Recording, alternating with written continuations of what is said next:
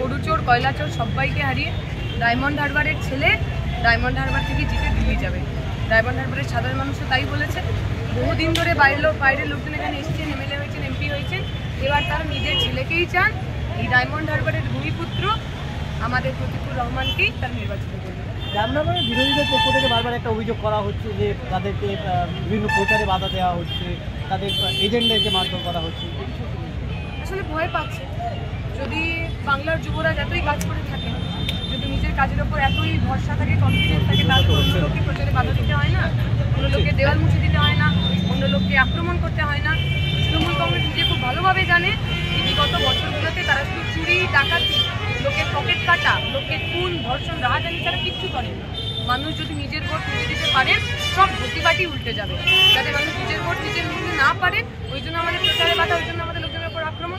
অভিষেক বন্দ্যোপাধ্যায় বলেছেন যে এবারে তার 4 লক্ষের বেশি ভোট ব্যবধানে জয়ী হবে, সে বিষয়ে কি বলবেন? উনি ছাপ্পা কাউন্ট করছেন। উনি ভাবছেন যেভাবে ছাপ্পা দিয়ে ওনারা যেতেন, এইবারও সেভাবেই জিতবে। কিন্তু আমরা এতগুলো প্রেসিডেন্ট নির্বাচনে দেখেছি, সমস্ত জায়গায় মানুষ দাঁড়িয়ে ভোট দিয়েছে। এই ছাপ্পা গাপ্পার গল্প এগুলো সব শেষ, আর ছাপ্পা দিয়ে ভোটে দেওয়া যাবে।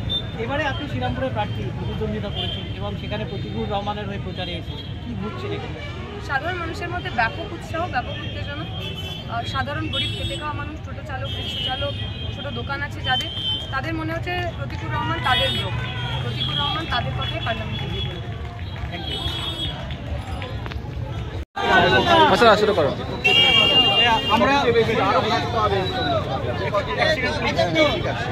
আমরা আমার সঙ্গে পেয়ে গেছি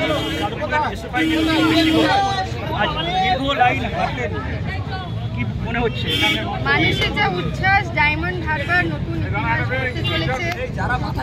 তার হাত ধরে এখানে বামপন্থী যে ঝান্ডা, যে আঙুল, যে জোটের যে আমাদের কথা, সেই কথা মানুষের, সাধারণ মানুষের কথা এখানে ফিরবে।